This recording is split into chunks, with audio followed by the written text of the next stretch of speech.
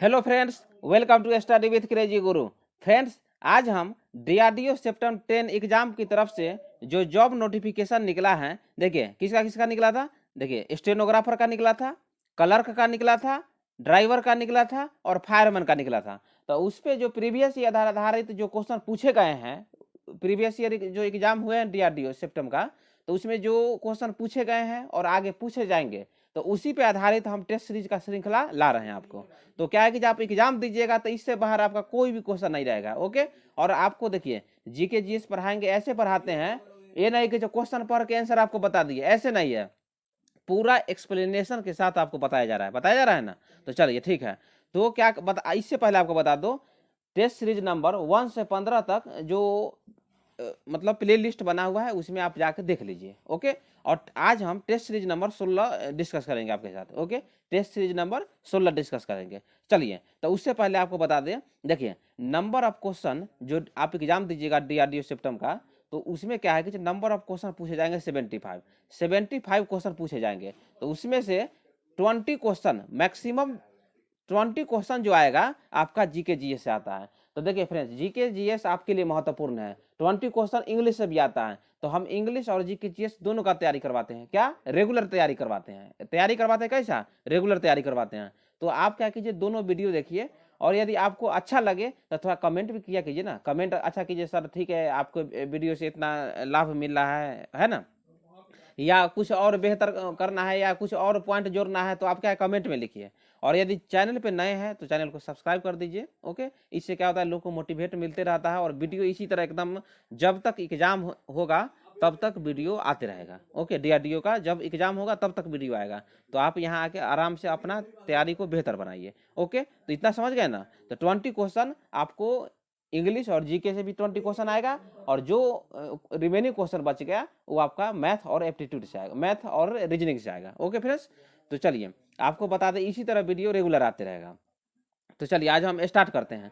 देखिए current affair का question है।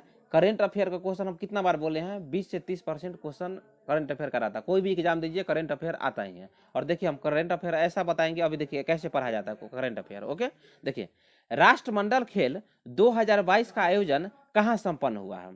तो राष्ट्रमंडल जो खेल है 2022 का आयोजन कहाँ पर हुआ है, तो देखिए कहाँ, इंग्लैंड में हुआ है। कहाँ? बर्मिंघम में। तो ऑप्शन इसका सी हो जाएगा। बर्मिंघम कहाँ है? बर्मिंघम इंग्लैंड में है। कहाँ है? देखिए इंग्लैंड में है। ओके, तो इंग्लैंड में है, ऑप्शन सी हो गया। तो बोलिए सर इसके बारे में और बता दीजिए। देखिए कब से कब तक हुआ था वो देखिए, 28 जुलाई से 28 जुलाई से कब तक हुआ था? 8 अगस्त तक हुआ था। 8 अगस्त 2022 तक हुआ था। मतलब 28 जुलाई से 8 अगस्त 2022 तक राष्ट्रमंडल खेल का आयोजन बर्मिंघम इंग्लैंड में हुआ था 2022 का। ओके, उसके बाद बोलिए कि सर थोड़ा इसका शुभांकर भी बता दीजिए, क्योंकि शुभांकर से क्वेश्चन आते रहता है। देखिए हम आपको ये तो सब जानता है, लेकिन क्वेश्चन ऐसे नहीं पूछा जाता है। जैसे जैसे हम आपको अभी क्वेश्चन तोड़ के बताएंगे, क्वेश्चन उसी तरह पूछा जाता है। तो शुभंकर इसका क्या है, देखिए नोट कर लीजिए, पेरी द क्या है, बुल। पेरी द बुल क्या है? शुभंकर, याद रखिएगा। तो राष्ट्रमंडल खेल 2022 का शुभंकर क्या है? Peri the bull. और कब से कब हुआ था? 28 जुलाई से 8 अगस्त तक हुआ था। तो क्या है, ये पॉइंट को आप नोट कर लीजिए। ओके, उसके बाद देखिए आपको बता दे, 200 भारतीय एथलीटों ने 16 विभिन्न खेलों में भाग लिया। कितना? देखिए 200 भारतीय एथलीट खिलाड़ी ने 16 विभिन्न भागों में 16 विभिन्न खेलों में क्या लिया?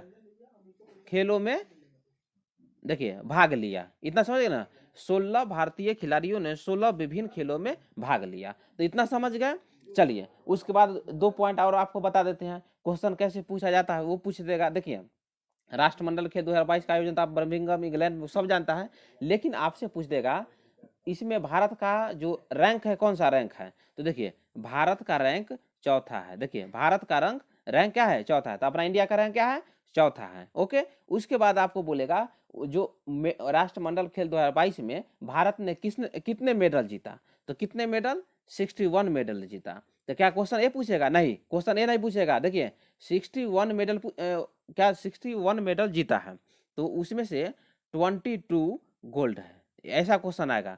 22 गोल्ड है, 16 जो है सिल्वर है, मतलब 16 सिल्वर है और रिमेनिंग कितना बचा 23 जो है ब्रॉन्ज है। तो ये पॉइंट आपसे पूछा जाएगा। देखिए ये पॉइंट आपके लिए महत्वपूर्ण है। ये क्वेश्चन आपसे आएगा, जब एग्जाम में आएगा तो आपको याद आ जाएगा। क्या याद आ जाएगा? मैंने स्टडी विथ क्रेजी गुरु में ये जो यूट्यूब चैनल है उस पर मैं ये पढ़ा हूँ। ओके फ्रेंड्स, तो देखिए क्वेश्चन इस तरह क्या है डिस्कस किया जाता है, आपको इस तरह पढ़ना है। आप यदि खुद से भी तैयारी करते हैं ना तो इस तरह तैयारी कीजिए। तो 61 मेडल जीता इंडिया, चौथा स्थान रहा इंडिया का, 22 गोल्ड जीता, 16 सिल्वर जीता और 23 कितना जीता 23 ब्रॉन्ज जीता। इतना समझ गए ना फ्रेंड्स? तो चलिए इतना जानकारी आपके लिए काफी हो गया। ओके, इतना समझ गए। चलिए नेक्स्ट क्वेश्चन पे आते हैं। नेक्स्ट क्वेश्चन है 31, देख लीजिए। इसमें आज का दूसरा क्वेश्चन है, रेयर डिजीज डे 2022 किस तिथि को मनाया जाता है? तो किस तिथि को मनाया जाता है? तो 28 फरवरी, मतलब 28 फरवरी को, मतलब आपका ऑप्शन बी हो जाएगा। 28 फरवरी को क्या मनाया जाता है? रेयर डिजीज डे मनाया जाता है। ओके, उसके बाद देखिए आजकल एग्जाम में ये तो आपको एक दिवस आएगा ही एग्जाम में। ओके, और आपसे यदि थीम पूछ दे, इसका थीम क्या है? इसका थीम क्या था? इसका थीम था शेयर, है ना, share your colours, COLORS। Okay, share your colours. तो क्या करना है आपको, ये चीज नोट कर लेना है। ओके, इतना समझ गए क्वेश्चन का। उसके बाद देखिए इसमें क्या है कि 3 डेट और दिया हुआ है। तो 3 डेट जो इसमें दिया हुआ वो बहुत ही महत्वपूर्ण है, तो इसके बारे में थोड़ा बता देते हैं। तो देखिए ऑप्शन में क्या है 15 मार्च। 15 मार्च को क्या माना जाता है? विश्व उपभोक्ता अधिकार दिवस। विश्व उपभोक्ता अधिकार दिवस कब मनाया जाता है? 15 मार्च को मनाया जाता है। ओके, 31 मई को क्या मनाया जाता है? देखिए बहुत ही महत्वपूर्ण जो दिवस मनाया जाता है 31 मई को, विश्व तंबाकू निषेध दिवस। विश्व तंबाकू निषेध दिवस। ओके, कब? 31 मई को मनाया जाता है। और एक है 24 फरवरी। 24 फरवरी को क्या मनाया जाता है? केंद्रीय उत्पाद क्या शुल्क दिवस। केंद्रीय उत्पाद शुल्क दिवस 24 फरवरी को मनाया जाता है। तो 15 मार्च को क्या मनाया जाता है? विश्व उपभोक्ता अधिकार दिवस। 31 मई को मनाया जाता है विश्व तंबाकू निषेध दिवस। और 24 फरवरी को मनाया जाता है केंद्रीय उत्पाद शुल्क दिवस। ओके फ्रेंड्स, तो देखिए इतना तैयारी हो गया ना आपको। तो इस आंसर का ऑप्शन क्या था? इस आंसर का जो 31 का रेयर डिजीज डे 2022 किस तिथि को मनाया जाता है? तो 28 फरवरी, मतलब ऑप्शन इसका बी था। ओके, तो चलिए अब आते हैं नेक्स्ट क्वेश्चन। नेक्स्ट क्वेश्चन देखिए 32 का क्वेश्चन देख लीजिए। किस मंत्रालय ने जल दूत ऐप लॉन्च किया है? तो किसने किया है? जल दूत जो ऐप है किसने लॉन्च किया है? यदि आप ये नहीं पढ़े रहिएगा ना तो कितना स्टूडेंट इसको जल शक्ति मंत्रालय करके आ जाएगा, लेकिन ऐसा नहीं करना है। देखिए क्वेश्चन एक बार पढ़े रहिएगा ना तो आपको वहां याद हो जाएगा। तो जल दूत ऐप को किसने लॉन्च किया है? ग्रामीण विकास मंत्रालय, मतलब ऑप्शन इसका सी हो जाएगा। ऑप्शन क्या हो जाएगा? देखिए एक मिनट देख लीजिए, ऑप्शन इसका सी हो जाएगा, ग्रामीण विकास मंत्रालय। ओके, तो आप बोलिएगा सर जो ग्रामीण विकास मंत्रालय है जल दूत ऐप को लॉन्च क्यों किया? देखिए कोई भी चीज को लॉन्च किया जाता है तो उसके पीछे कोई मकसद होना चाहिए, कोई मकसद होता है तभी ना लॉन्च किया जाता है। तो देखिए आपको बता देते हैं इसमें क्या होता है। जो इसमें जो ग्राम रोजगार जो सहायक नियुक्त किए जाते हैं, किसमें? जो ग्रामीण में नियुक्त किए जाते हैं सदस्य, तो इसमें ग्राम रोजगार सहायक मानसून से पहले और मानसून के बाद, क्या मानसून से पहले और मानसून के बाद क्या करेगा? साल में, मतलब एक वर्ष में 2 बार चयनित कुओं का जो जितना भी गांव में जो आप जानते हैं ना कुआं जानते हैं ना कुआं, तो जितना भी कुआं चयनित किए हैं तो उसका जो जल स्तर है उसको क्या करेंगे? माफ करेंगे। कितने साल में? 2 बार। इतना समझ गए ना आप? तो इसका क्या क्या क्या मतलब इस ऐप का लॉन्च करने का क्या मतलब मकसद था? इसमें ग्राम रोजगार सहायक मानसून से पहले तथा बाद में साल में 2 बार चयनित कुओं के जल का क्या करेंगे? माफ करेंगे। इतना समझ गए ना? तो चलिए आप जो 4 ऑप्शन आपको दिख रहा है ना, तो चारों ऑप्शन का आपको मंत्री का नाम आप जान लीजिए, क्योंकि मंत्री का भी नाम आता है। तो मंत्री का नाम देख लीजिए, जल शक्ति मंत्रालय, है ना, जल शक्ति मंत्रालय। तो जल शक्ति मंत्रालय अभी कौन है? कौन है? श्री गजेंद्र सिंह शेखावत जी है। कौन है? श्री गजेंद्र सिंह शेखावत जी है, जल शक्ति मंत्रालय। ओके, उसके बाद देखिए, उसके बाद आपका पंचायती राज मंत्रालय। पंचायती राज मंत्रालय किसके पास है? श्री गिरिराज सिंह के पास है। किसके? श्री गिरिराज सिंह के पास है। श्री गिरिराज सिंह जी के पास है। कौन? पंचायती राज मंत्रालय। ओके, उसके बाद देखिए ग्रामीण विकास मंत्रालय। तो बोले सर ग्रामीण विकास मंत्रालय किसके पास है? देखिए ग्रामीण विकास मंत्रालय जो है नरेंद्र सिंह तोमर के पास में है। किसके? नरेंद्र सिंह तोमर के पास में है। और आपको पृथ्वी विज्ञान मंत्रालय, ये देखिए बहुत वीवीआई क्वेश्चन है, क्वेश्चन आता है पृथ्वी विज्ञान मंत्रालय है डॉक्टर जितेंद्र सिंह के पास, किसके, डॉक्टर जितेंद्र सिंह के पास। तो इतना समझ गए ना। चलिए नेक्स्ट क्वेश्चन पे आते हैं। नेक्स्ट क्वेश्चन देखिए, भारत में देखिए ये वीवीआई क्वेश्चन है, ये आप नोट कर लीजिए, क्या करना है नोट कर लीजिए, एकदम नोट कर लीजिए। देखिए भारत में मोबाइल नेटवर्क की 5G सेवा की शुरुआत कब से हुई है, तो कब से हुई है, कब से हुई है, 1 अक्टूबर 2022। देखिए बहुत वीवीआई क्वेश्चन है, ये क्वेश्चन आएगा ही 100%, ये क्वेश्चन पूछे जाएंगे। भारत में 5G सेवा की शुरुआत कब हुआ था, 1 अक्टूबर 2022 को, मतलब ऑप्शन नंबर ए हो जाएगा। ओके, तो जब 5G सेवा की जो लॉन्च किया गया था किसके द्वारा, अपने देश के प्रधानमंत्री कौन है अभी, पीएम मोदी, पीएम मोदी जी के द्वारा लॉन्च किया गया, 5G सेवा की शुरुआत किया गया, किसके द्वारा, पीएम मोदी जी के द्वारा। ओके, और आपसे बोलिए सर क्वेश्चन यही आएगा क्या, देखिए क्वेश्चन तो ये आ गया, आपको डेट बता दिए और पीएम मोदी जी द्वारा, लेकिन क्वेश्चन एक और पूछेगा, आपसे डेट पूछ देगा या पूछा जाएगा जो 5G जो सेवा लॉन्च किया गया है मोदी जी द्वारा, कहाँ पे लॉन्च किया गया है, तो दिल्ली में लॉन्च किया गया है। आपसे क्या एक क्वेश्चन पूछेगा, नहीं दिल्ली में भी आपको जगह के नाम बता देगा, तो दिल्ली में कहाँ से किया गया है, दिल्ली के प्रगति मैदान से किया गया है। तो दिल्ली के प्रगति मैदान से 1 अक्टूबर 2022 को 5G सेवा की शुरुआत की गए, किसके द्वारा, तो पीएम मोदी जी द्वारा। इतना समझ गए ना फ्रेंड्स, तो इतना। चलिए 33 का आपको बता दिए, 33 का ऑप्शन है। चलिए 34 पे आते हैं। 34 का क्वेश्चन देखिए, पॉलिटिक्स ऑफ चरखा नामक जो पुस्तक है किसकी है, पॉलिटिक्स ऑफ चरखा जो नामक पुस्तक है किसकी है, तो जेबी कृपलानी की, किसकी, जेबी कृपलानी। देखिए फ्रेंड्स, आपसे जेबी कृपलानी से यदि आप बीपीएससी का परीक्षा दीजिएगा ना, बीपीएससी जो 67वीं 68वीं का जो अभी 68वीं का फॉर्म भरा रहा है, तो क्वेश्चन उसमें एक जो भारतीय राष्ट्रीय कांग्रेस आईएनसी इंटरनेशनल है ना, इंडियन नेशनल कांग्रेस, तो क्वेश्चन आते रहता है। तो जेबी कृपलानी जी के बारे में थोड़ा आप क्या कर रहे हैं, थोड़ा बारे में जान लीजिए। ओके, तो सब जानते हैं सर जेबी कृपलानी, जेबी कृपलानी, जेबी का आज फुल फॉर्म देख लीजिए, जेबी का फुल फॉर्म क्या है, जीवत राम भगवान दास कृपलानी, क्या है, जीवत राम भगवान दास कृपलानी। जे से क्या होगा, जीवत राम, बी से भगवान दास, कृपलानी, मतलब ऑप्शन बी हो जाएगा। पॉलिटिक्स ऑफ चरखा किसकी रचना है, तो जेबी कृपलानी। 1946 ईस्वी में भारतीय राष्ट्रीय कांग्रेस के अध्यक्ष थे, और भारत जब देश आजाद हुआ था तो उस समय भी भारतीय राष्ट्रीय कांग्रेस के अध्यक्ष कौन थे, जेबी कृपलानी जी थे। ओके, तो चलिए 34 का थोड़ा सा आप देख लीजिए, और है ना, झंडा पर तदर्थ समिति के अध्यक्ष कौन थे, डॉक्टर राजेंद्र प्रसाद थे। कौन, देखिए डॉक्टर राजेंद्र प्रसाद, डॉक्टर राजेंद्र प्रसाद ऐसे लिखा था, है ना, मिसप्रिंट था।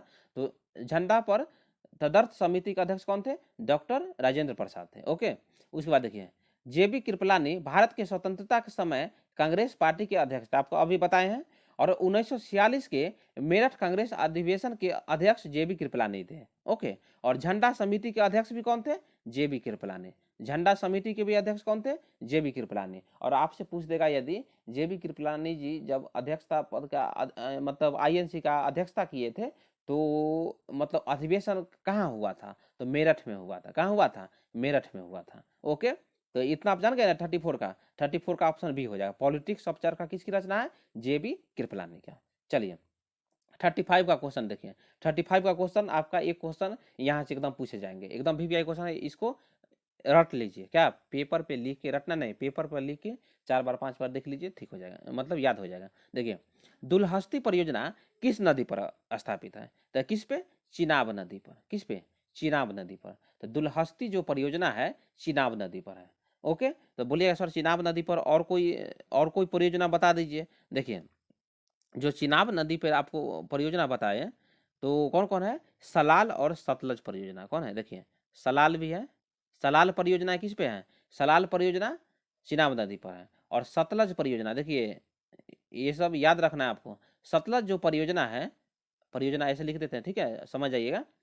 देखिए दुलहस्ती परियोजना चिनाब नदी पर, सतलज परियोजना चिनाब नदी पे। ओके, और सतलज परियोजना चिनाब नदी पर, तो दुलहस्ती, सलाज और सतलज परियोजना चिनाब नदी पर है, तो ऑप्शन इसका सी हो जाएगा। चलिए 35 के बारे में और देख लीजिए, आपको पता है ना। देखिए दुलहस्ती हो गया, सलाल हो गया और सतलज हो गया, सब किस नदी पर है, तो चिनाब नदी पर है। ओके, उसके बाद देखिए आपसे क्वेश्चन पूछ देगा पोंग बांध, देखिए है ना, देखिए फ्रेंड्स ये बहुत भी आई है, पोंग बांध जो है ब्यास नदी पर है। तो पोंग बांध किस पे है? ब्यास नदी पर है। ओके, और तुलबुल परियोजना, देखिए VVI क्वेश्चन है, ये भी देखिए VVI है। तुलबुल परियोजना जो है झेलम नदी पर है। तो पोंग बांध ब्यास नदी पर, पोंग बांध ब्यास नदी पर, और तुलबुल परियोजना झेलम नदी पर, ये याद कर लीजिएगा, नोट लिख लीजिए पेज पे।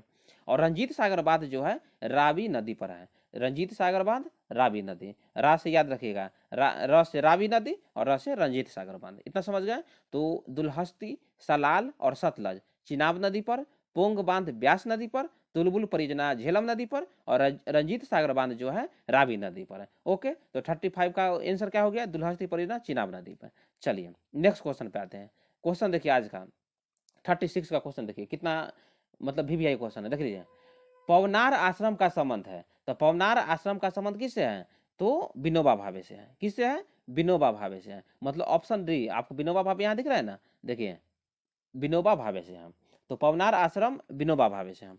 चलिए इसके बारे में आप देख लीजिए। देखिए पवनार आश्रम का स्थापना विनोबा भावे जी ने 1934 ईस्वी में किया था। कब? 1934 ईस्वी में पवनार आश्रम का स्थापना किए थे। कहाँ किए थे 1934 ईस्वी में पवनार आश्रम का स्थापना? तो महाराष्ट्र के वर्धा से। तो आपको याद है वर्धा, महाराष्ट्र के वर्धा जिला से शुरू किया गया था। वर्धा के बारे में आपको कुछ याद है? देखिए जो मतलब भारत छोड़ो आंदोलन जो हुआ था वो महाराष्ट्र वर्धा से ही हुआ था। 8 अगस्त 1900 कब हुआ था? 42 को हुआ था।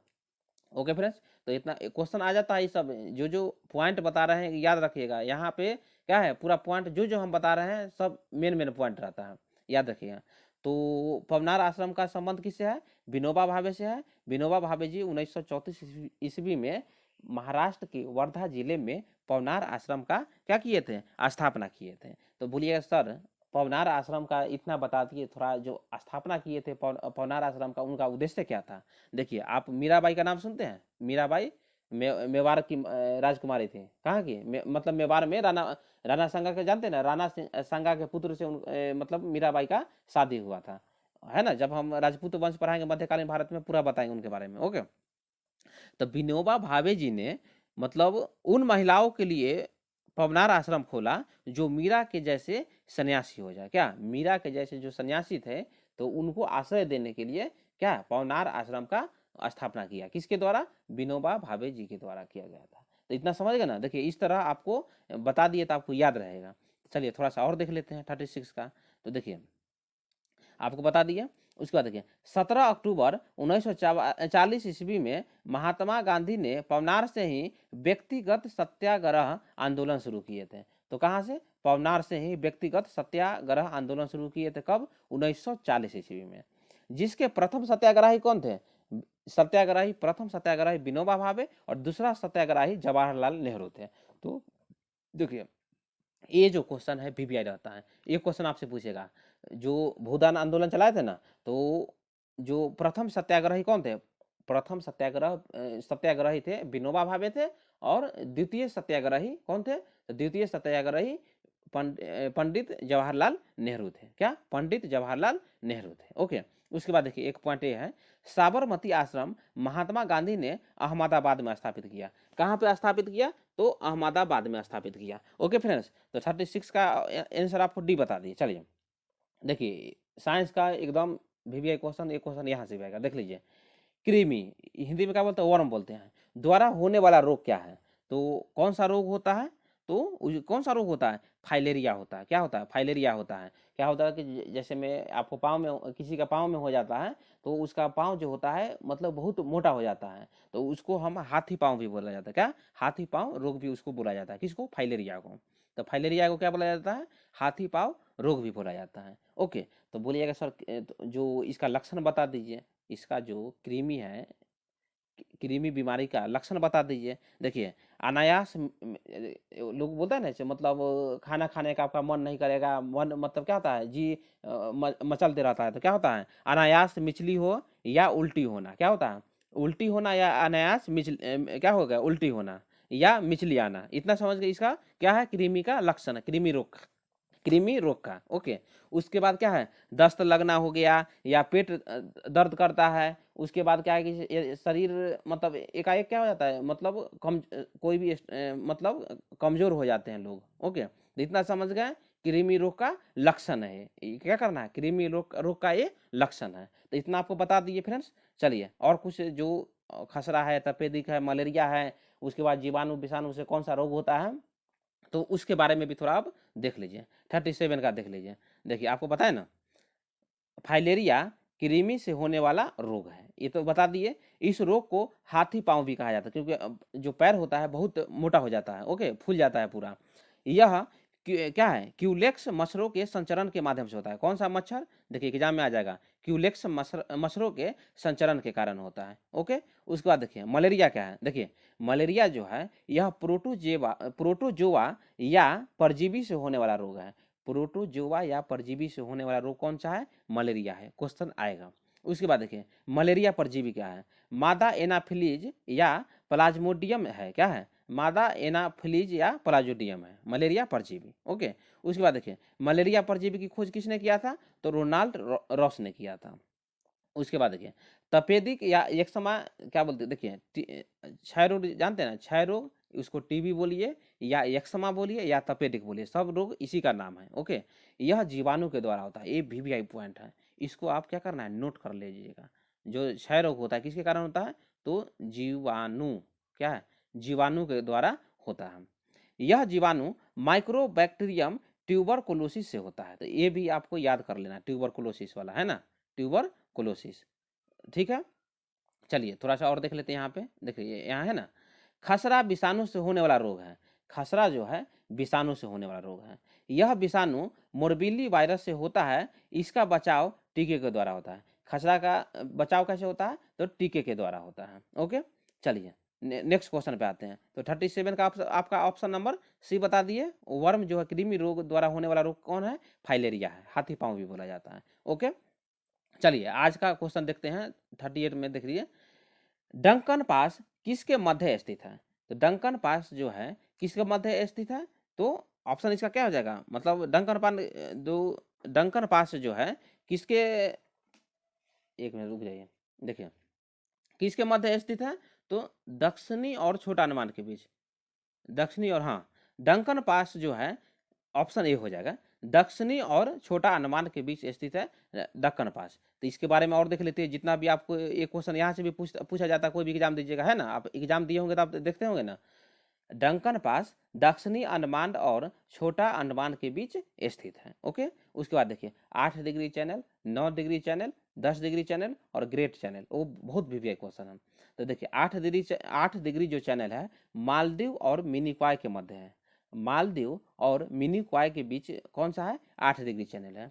लक्षद्वीप और मिनिकॉय के बीच कौन सा है, 9 डिग्री चैनल है, ओके। 8 डिग्री बता दिए, मालदीव और मिनिकॉय के बीच 8 डिग्री, लक्षद्वीप और मिनिकॉय के बीच कौन सा है, 9 डिग्री, और 10 डिग्री जो चैनल है छोटा अंडमान और कार निकोबार है उसके मध्य स्थित है, कौन सा, 10 डिग्री चैनल, ओके। और ग्रेट चैनल जो है सुमात्रा और निकोबार के मध्य है। तो ग्रेट चैनल किसके मध्य है, सुमात्रा और निकोबार के मध्य है। तो इसको एक दो बार आप देख लीजिएगा, आपको याद हो जाएगा। चलिए और जितना भी प्रैक्टिस, देखिए फ्रेंड्स, जीके आप ये देखिए, जब तक आप स्टूडेंट है आपको रिवीजन करते रहना है। जीके को ऐसे हल्का में मत ले लीजिएगा, क्योंकि देखिए मैथ हो गया, रीजनिंग हो गया, इंग्लिश हो गया, तो क्या है वो प्रैक्टिस कीजिएगा तो क्वेश्चन आपसे बन जाएगा। लेकिन जीके ऐसा मतलब सब्जेक्ट है ना, इसको यदि प्रैक्टिस आप छोड़िएगा तो क्वेश्चन आपसे नहीं बनेगा। तो क्या है, जीके जिस तरह हम रेगुलर लाते हैं क्लास, आप मतलब क्या है, क्लास में जुड़े रहिए और रेगुलर प्रैक्टिस करते रहिए, ओके। चलिए क्वेश्चन आते हैं 39 पे आते हैं। 39 का क्वेश्चन देखिए, यदि राष्ट्रपति और उपराष्ट्रपति दोनों के कार्यकाल रिक्त हो जाते हैं और भारत के राष्ट्रपति के तौर पर कौन काम करेगा। यदि भारत में राष्ट्रपति और उपराष्ट्रपति दोनों का पद यदि रिक्त हो जाए तो भारत के राष्ट्रपति के तौर पर कौन काम करेगा, तो भारत के जो मुख्य न्यायाधीश होंगे, भारत के जो मुख्य न्यायाधीश होगा, मतलब ऑप्शन डी हो जाएगा, वो क्या करेंगे, वो मतलब राष्ट्रपति के तौर पर काम करेंगे। और आपको बता दें, देखिए अभी करंट अफेयर का क्वेश्चन है, 50वां जो सीजीआई बने हैं, कौन बने हैं, तो डी वाई चंद्रचूड़ बने हैं। कौन, धनंजय यशवंत चंद्रचूड़ बने हैं। और कब शपथ लिए हैं, तो 9 नवंबर, देखिए 9 नवंबर 2022 को शपथ लिए हैं, ओके, समझ गए आप। तो 50वां सीजीआई कौन बने हैं, डी वाई चंद्रचूड़ जी बने हैं 9 नवंबर 2022 को शपथ ली है। ओके, तो चलिए 39 का कुछ और देख लीजिए।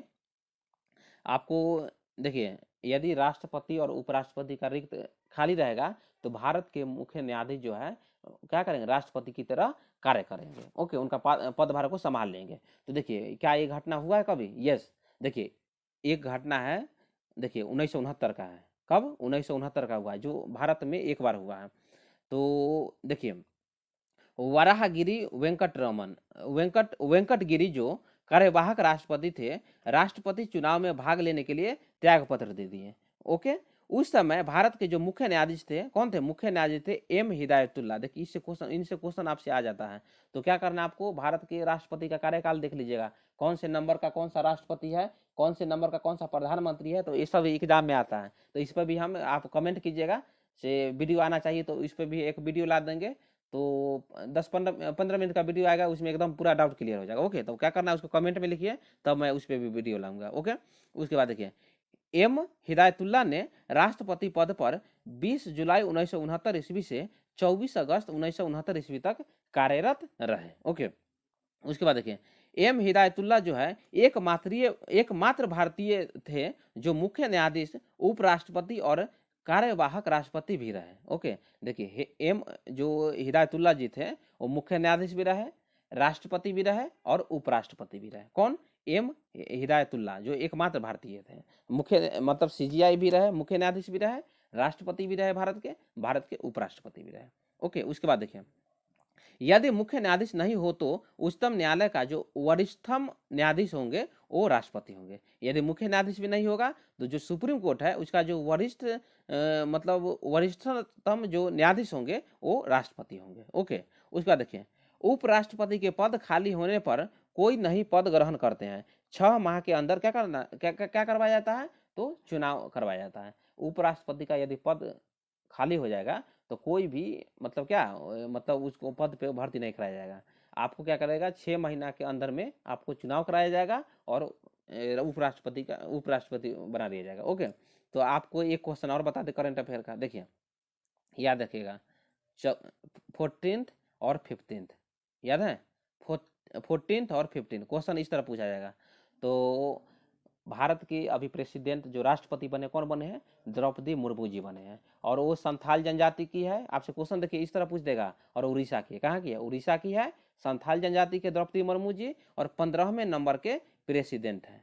15वें नंबर के प्रेसिडेंट है कौन? द्रौपदी मुर्मू जी। ओके, और जगदीप धनखड़ जी के बारे में आप जानते हैं ना, पहले जब उपराष्ट्रपति बने थे तो उससे पहले वो राज्यपाल थे पश्चिम बंगाल के। ओके, और अभी पश्चिम बंगाल के राज्यपाल कौन बने हैं? ला गणेशन बने हैं। देखिए, ये बहुत वीवीआई क्वेश्चन, कोई भी एग्जाम आप दीजिएगा अभी फ्रेंड्स तो ये क्वेश्चन आएगा, इसलिए हम आपको फिर से बता दिए हैं। तो ला गणेशन जी जो है अभी मतलब क्या राज्यपाल बने हैं पश्चिम बंगाल के। और 14वें नंबर के उपराष्ट्रपति बने हैं जगदीप धनखड़ जी। तो आपसे जो एक क्रम है वो पूछा जाएगा। ओके, चलिए ठीक है, तो इतना समझ गए आप इनके बारे में। 39 का हो गया ना, 39 का ऑप्शन डी हो जाएगा। चलिए आज का लास्ट क्वेश्चन पे आते हैं। भारत गणराज्य में वित्तीय आपात जो स्थिति है किसके द्वारा घोषित की जाती है? तो आप जानते हैं ना, राष्ट्रपति के द्वारा। और कौन सा आर्टिकल में? तो आर्टिकल नंबर 360। भारत में कभी भी आज तक वित्तीय आपातकाल नहीं लगा, याद रखिए, भारत में कभी भी आज तक वित्तीय आपातकाल नहीं लगा है। ओके, और वित्तीय आपातकाल जो है राष्ट्रपति के द्वारा लगाया जाता है, आर्टिकल 360। ओके फ्रेंड्स, तो चलिए थोड़ा सा और देख लेते हैं। ओके, उसके बाद देखिए, हाँ एक और बता देते हैं, जो वित्तीय आपातकाल है अमेरिका से लिया गया। किससे? अमेरिका से लिया गया है। ओके, और देखिए राष्ट्रपति के द्वारा जो 352, आप जानते हैं आर्टिकल 352 क्या राष्ट्रीय आपातकाल होता है? क्या राष्ट्रीय आपातकाल? राष्ट्रीय आपातकाल का उल्लेख जो है आर्टिकल 352 में है। और आर्टिकल 356 में कौन सा है? राष्ट्रपति शासन। यदि राज्यपाल को लगे कि मतलब जो राज्य का किसी भी राज्य का विधानसभा मतलब जिस राज्य का राज्यपाल वो हो, तो उनको लगे से अपने राज्य का जो विधानसभा यदि भंग हो रहा है, सही से काम नहीं कर रहा है, ओके, तो राष्ट्रपति शासन लगवा सकते हैं राष्ट्रपति के द्वारा। ओके, इतना समझ गए 356 में। और 360 में आपको बता दिए ना, वित्तीय आपातकाल भारत में एक बार भी नहीं लगा है, और वित्तीय आपातकाल जो है अमेरिका से लिया गया है। ओके फ्रेंड्स, तो देखिए, चलिए फ्रेंड्स, तो यहाँ तक मेरा वीडियो आज जो है यहाँ पे समाप्त होता है। और आपको बता दें, मध्यकालीन भारत का भी हिस्ट्री स्टार्ट है। ओके, यदि आपको डाउट लगे तो वहाँ भी जाकर मध्यकालीन भारत एक बार देख लीजिए, जिस तरह यहाँ पढ़ाए हैं पूरा वहीं पढ़ाए हैं। ओके, मतलब वो रटने वाला बात नहीं होता है, हिस्ट्री को समझना होता है। तो एक बार आप पढ़ लीजिएगा, आपको पूरा डाउट क्लियर हो जाएगा। उसी कारण उसी तरह मध्यकालीन के बाद क्या लाएंगे, मॉडर्न हिस्ट्री लाएंगे, उसके बाद एंशियंट हिस्ट्री मतलब प्राचीन भारत लाएंगे, और उसके बाद हम सिविक्स लाएंगे। तो सिविक्स में जो जितना पॉइंट है पूरा जिस तरह हिस्ट्री पढ़ा रहे हैं उस तरह सिविक्स भी पढ़ाएंगे आपको। ओके फ्रेंड्स, तो फिर अगला वीडियो में आपसे मिलते हैं। Thank you.